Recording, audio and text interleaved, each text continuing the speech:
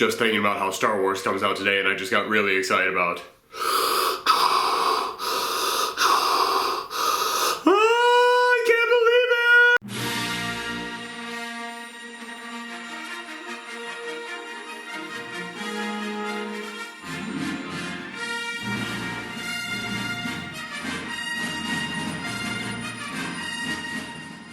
Hi there folks, it's me, Aaron, Professor Thorgi, your guide to all things geeky, and today is one of the biggest days in geeky history. As I speak, there are people lined up around the block all across this country because today is the day that Star Wars Episode 7 is released. Can you believe it? We haven't had a Star Wars film since the 80s, and now finally it is back. And yeah, I'm not gonna continue that joke. We all know the prequels happened.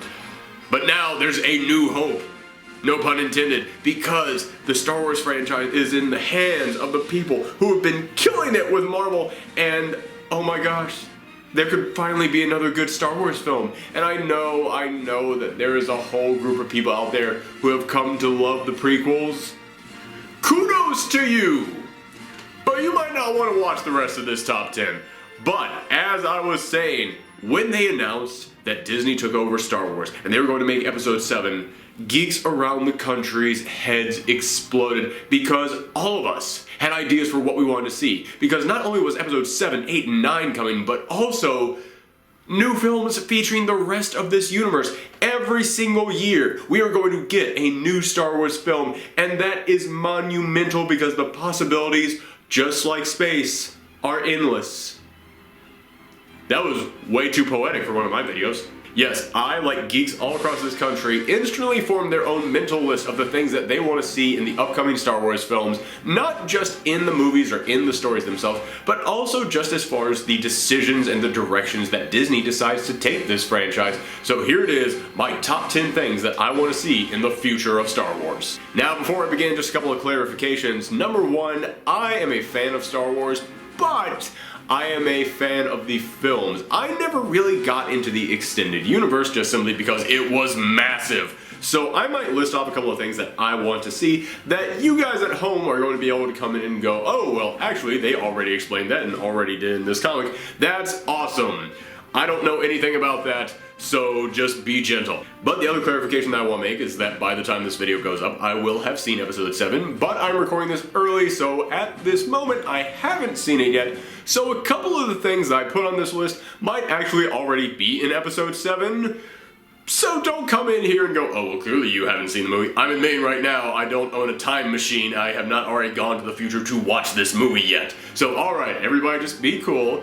However, if I do list something on this list that happens to be in the movie, for the love of God, don't spoil it in the comments. Spoilers are like the monster in It Follows. Once you get it, you can't get rid of it. You can only pass it on to other people and ruin their lives. So seriously, I don't care if by the time this video comes up I have seen the movie. All the other people who go scrolling through the comments probably haven't seen the movie yet, so don't be a jerk and go spoiling the thing that people have literally waited generations for, alright? Let's all just be cool, baby. Be cool. And now onto the list. At number 10 on my list of things I want to see in the upcoming Star Wars films, practical effects. Okay, this one is so low on the list because J.J. Abrams has already come out and said that they're going to use practical effects as much as they possibly can.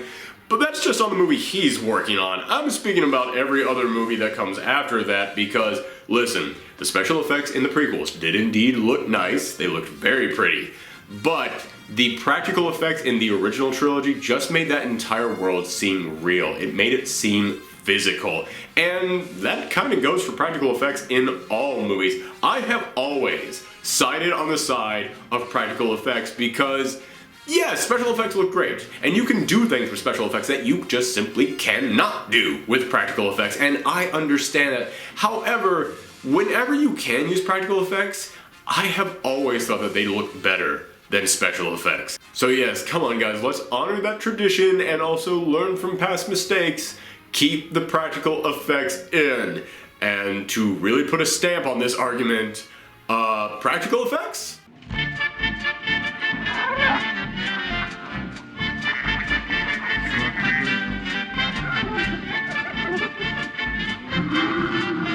special effects.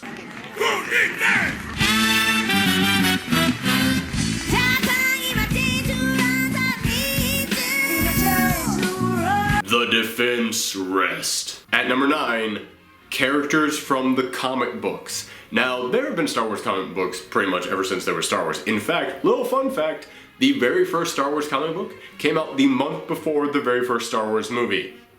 Think about that one.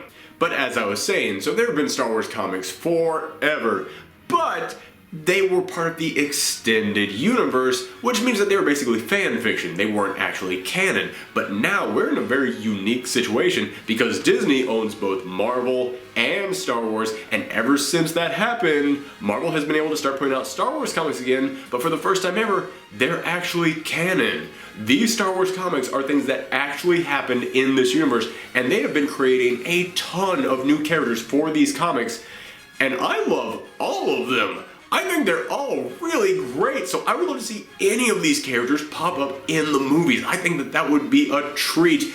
And if I can just make one suggestion, Aphra.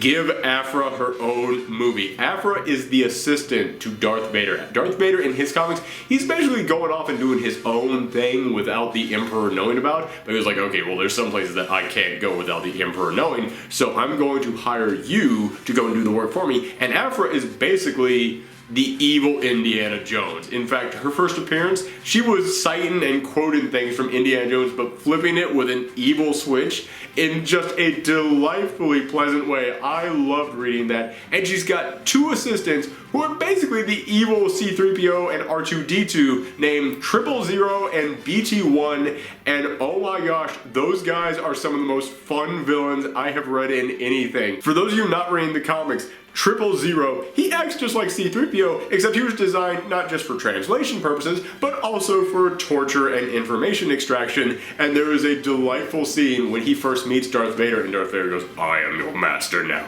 And 000 just goes, oh, well then you shouldn't shake my hand, because I was about to electrocute you. I'm sorry, old habits do die hard, much harder than you humans do after all. That's one of the best villain lines I've ever heard. Those guys have to be in a movie. I gotta see them. Next up, all the Star Wars films have pretty much been sticking to kind of the same story so far, but the Star Wars universe itself is vast, it's huge, and there's a ton of different stories that can be told there. So at number 8, I wanted to see some different types of stories. Don't get me wrong, I love the big sci-fi space opera that we've been getting so far, but when you look at some of the darker, dingier parts of the world in this Star Wars universe, dude, you could tell some great, like, spy stories, some great detective stories, you could get some gritty noir stuff in there, you could do a great love story set in this universe. There are so many possibilities, so if we are indeed going to start getting a brand new Star Wars film every single year, I want to see a little bit more variety. I want to see you get creative with all the different places you can go in this universe. In fact, maybe you could do some kind of story about,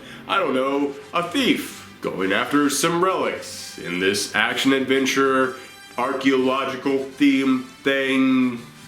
I really want Aphra to be in the movies. I think that would be tight! At number 7, bring back Ewan McGregor. Listen, I know, I'm not a fan of the prequels, and I don't want to insult anybody who was, but oh my god, they were so bad. However, no matter how bad something is, there's always something in it that's good. And yeah, Ewan McGregor was given not the best direction and not the best lines to say, but he acted his ass off and he actually portrayed ObiWan Kenobi really well. I watched those movies going, dang, this is exactly what I would picture the old guy in the desert to be like as a young man. I think he nailed it. And listen, you can go back and you can tell stories featuring Ewan McGregor back when he was alive. Or did I actually just call Obi-Wan Kenobi Ewan McGregor? That's how well he nailed this. You can go back and tell stories featuring Obi-Wan Kenobi back when he was alive. Or, you know, hey, this is a power that people have with the Force that allows them to actually see the ghost of other people who have used the Force. You can't get that original actor back anymore, but you can get Ewan McGregor to come back. I would totally be okay with him showing back up in ghost mode to be Obi-Wan Kenobi once more. I don't know, maybe that's just me, but I think that'd be pretty cool. At number 6, this one is really specific, and I understand if no one else shares my opinion on this. However, in episode 7, 8, or 9, in these ones that are set in the future after all the characters from the original films have grown and matured and changed over time, I would love it if even just once we got to see Leia use the Force. Spoiler alert for the films that you needed to watch in order to understand the film that's about to come out this weekend, but by now we all know that Leia is Luke's sister and the daughter of Darth Vader, so it stands to reason that if those two guys have a connection to the Force, that she probably should as well. In fact, it's been hinted at numerous times throughout the extended universe and in the previous films. In fact, even in the trailer for this upcoming film they hint at that she does in fact have some kind of a connection to the Force. And I understand her never being able to use the Force before because she was never trained in the Force. In fact, she always sided with the rebellion, so she was always more on the side of blueprints, battle maps, and guns, as opposed to meditation and lightsabers. So I understand her never being able to use it before, but this movie is taking place 30 to 40 years after the last film came out, after she found out about her connection to the Force. I'm not saying have her go in and now suddenly she's a Master Jedi. I'm not saying having her go in and have her start lifting stuff all over the place. I'm just saying I really want a scene in which it's Leia with her blaster and she is in some kind of a fight and the blaster gets knocked away from her and it looks like it's the end, and then she just uses the Force to grab it back into her hand. That's all I'm asking for. I think that would be tight, and you cannot tell me audiences would not flip their lids if that happened. The entire audience would freak if that happened. You know it's true. At number 5, whenever you have a well-established, well-written universe, especially set in science fiction and fantasy, whether it be in comic books, video games, or movies, people are going to love the villains. If you have well-made villains, people want to read about them. People want to find out more about them. And in this upcoming new plan for Star Wars that Disney has, they have indeed said that they are going to make solo films. They are going to make films specifically spotlighting individual characters. In fact, ironically enough, we are going to get a solo film. They have already announced that there will be a young Han Solo film coming out. So why not make a couple of movies about the villains? And listen, this is Disney, so I just gotta come in and stop any plans that they have right now to make redeemable stories about these characters, okay? Don't do what you did with Maleficent, which was like, oh no, she was actually an angel, but she's actually very misunderstood. No, people love Maleficent because she was the undisputed queen of evil and darkness, alright? And then you just messed that all up. So this is your chance to redeem yourself, Disney. You have this wide selection of villains that people love and people want to see more of. Pick anyone that you want and just give them their own spotlight film where they can just be a villain for an hour and a half. Listen, if you're afraid of them just seeming irredeemable, have them go up against an even more evil villain and have them prove to be the best one in the end. We'd watch that. I mean, think about Darth Maul, for crying out loud. That is a guy who everyone looked at. Even the people who hated the prequels still looked at him and went, that dude is cool. And yet he only got like 3 lines of dialogue in the whole film. Come on, man, you can give that guy an origin story. You can let us know more information about him. Or think of the Emperor. Listen, as much as I complain about those prequels, even in those, that dude was super cool. In fact, he's even got that great line in there in which he says, ah yes, my master taught me many things about the dark side. I want to see that story. I want to see what that dude's master was like, alright? I want to see how that dude turned to the dark side, okay? Let's get that story. There's a wide selection of them to choose from, and the number 1 villain who you need to give a movie to is at number 4, give us more Boba Fett. Now, I'm not gonna lie to you guys, I know that Boba Fett is one of the most beloved characters in all of Star Wars. I never really got the appeal of him. I mean, he looks cool. I ain't gonna lie, he looks cool. But I never really got why everyone said he was such a badass. But like I said, I never read any of the extended fiction, and people keep telling me, oh, in the extended fiction, he did all of these things. In the extended fiction, he was such a badass, he escaped the Sarlacc pit, he destroyed the Sarlacc pit, he took on all of these guys, he was amazing in the extended fiction. Well, here's the thing, when Disney took over, they destroyed the extended fiction. That no longer exists. It didn't happen anymore. Meaning that now, Boba Fett, this beloved character, did 3 things. He tailed Han Solo's car, then he walked down a hallway with Darth Vader, and then he got knocked into a pit where he was digested for generations. Not exactly the most impressive feats. So, Disney, you gotta make this one right. There are all those fans out there who love Boba Fett, and you took away many of the things that they loved about him. You need to give him his own spotlight film, or just have him in a bunch of other films to really show us why he was so badass. Prove to all those people who never read the extended fiction what made this character great. At number 3, fix the goddamn midichlorians. Okay, listen, we're about to get into some rant territory on this one, because the entire idea of the Force was that it was spiritual in nature, is that it was almost like a religion or a philosophy or just a way of thinking that tapped you into something higher, something beyond yourself. And that's why everybody who has seen that movie has done the Force push at one point in time and tried to grab something, alright? Because they just felt like if they believed enough, then they could do it. And that is truly the magical thing about Star Wars, is that it was a fantasy, is that it did make you feel like, hey man, I actually could be a part of something bigger. I could tap into some great power because it's out there. It exists among all of us. And then the prequels came in and said, nope, it's science, and only some of you are born with the ability to do it. You see, there's a bacteria that exists within yourself. Some of you have it, some of you don't. And if you have enough of it, well then you can use the Force. If you don't have it, too bad. I don't know how bacteria allow you to do, I don't know, even a third of the things that the Jedis do, but that would imply that the prequels weren't all that well thought out.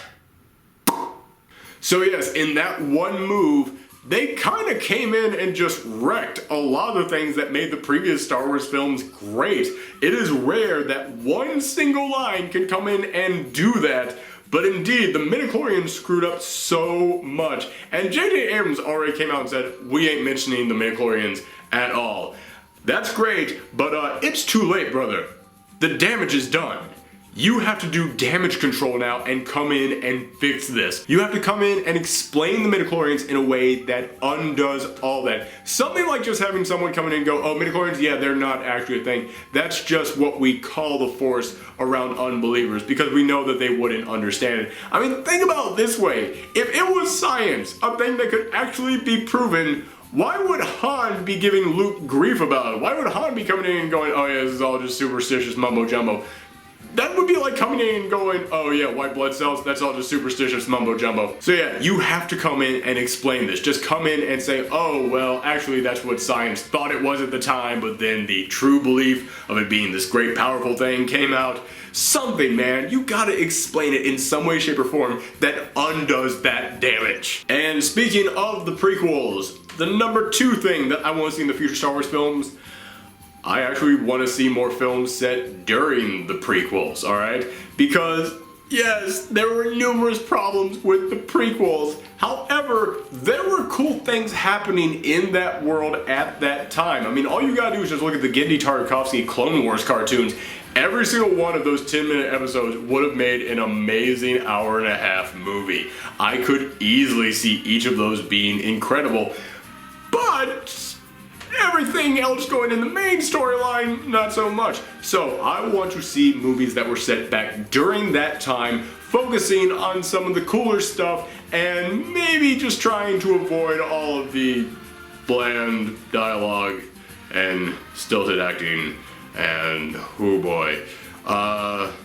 Listen, I don't know about that one anymore, guys. I mean, I wrote it down at number 2, but the more I think about it, maybe the prequels just did too much damage. Maybe there was just too much stuff going on there that would be hard to avoid. I mean, how would you set films during the prequels and avoid all of the boring trade negotiations or all the terrible racist stereotype characters roaming around there? I mean, the only way that you could really do that is if you just went back and remade the prequels. Oh my god.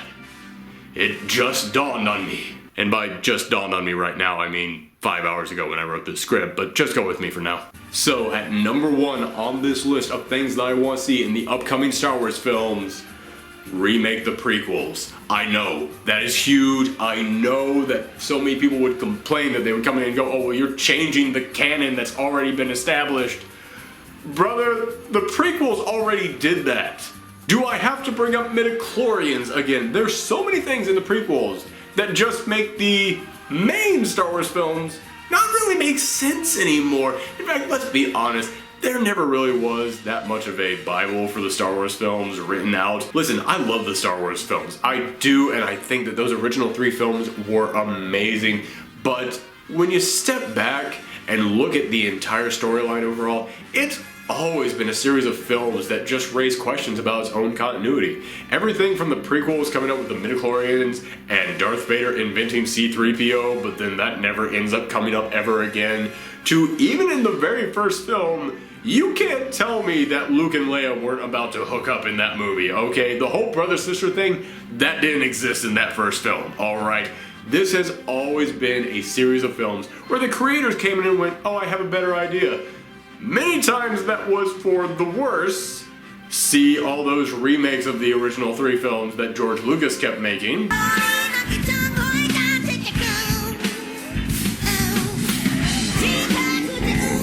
But sometimes it's for the better, and listen, as I said, I know there's a lot of people out there who love those prequels, but you love the prequels for the story.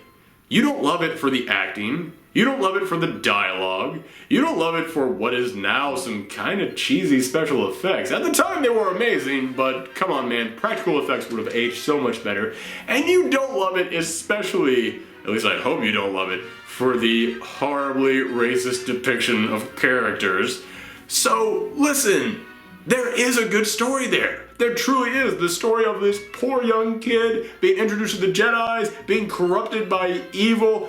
Man, there's an amazing trilogy in those films. An amazing trilogy that we could go back and make better. And if you're about to come in and go, oh, well, people won't stand for that. People won't stand for you remaking the prequels. Bull crap, alright? There are 2 types of people when it comes to the prequels. There's the people who hate them, and those people would be excited to see them possibly made right. And there's the people who love them, and no offense to the people who love them, you will go and see them remade because the people who love them just love Star Wars that much that they'll see any Star Wars thing. Listen, you could go back and change this. You could go back and fix so many of the problems. And a lot of people out there would also argue, oh, well, that would be a disrespect to George Lucas and to his vision. Again, he disrespected his own vision with those things. He came in and changed so many things about his original vision, and he went back and continued changing them over and over and over again in the original films themselves. Imagine it, a whole new set of prequels that tells that story that you love, just without all of the bland dialogue, the stiff acting, the special effects that don't quite hold up over time, without bogging you down in long, boring discussions about trade negotiations. Seriously, why was that in a movie that they say was aimed at kids? And also, without Jar Jar. A whole new set of prequels without Jar Jar, because at the end of the day, you can avoid most of the things that were in those prequels, but Jar Jar is still canon. He will always be canon. He will exist there in those films as a constant reminder and as a microcosm of all the things that were wrong with the prequels, unless you take him and put him in a sort of phantom zone in which those films just didn't happen anymore. And now this new story existed without him. And to all those people who love those original prequels, well, you want the extended universe back? There you go. Hey, don't look at me like that. I warned you at the beginning of this video that if you like the prequels that you should shut this video off now. But for everybody else who stuck around, well, I thank you very much, and please let me know what you would like to see in the upcoming Star Wars films down in the comments below. Also, if you like this video, then make sure to hit that subscribe button right there for more geeky fun stuff from me from the world of comic books, movies, and video games every single week. And you can follow me on Twitter and Tumblr for more of my geeky ramblings right there at Professor Thorgi. And if you want to see even more stuff from me, then make sure that you click on the videos at the end of this link.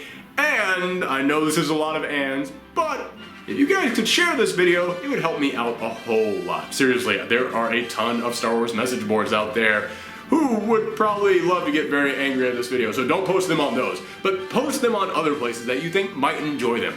So, thank you guys very much, and may the Force be with you. And may, for the love of God, you avoid all spoilers until you have seen the movie.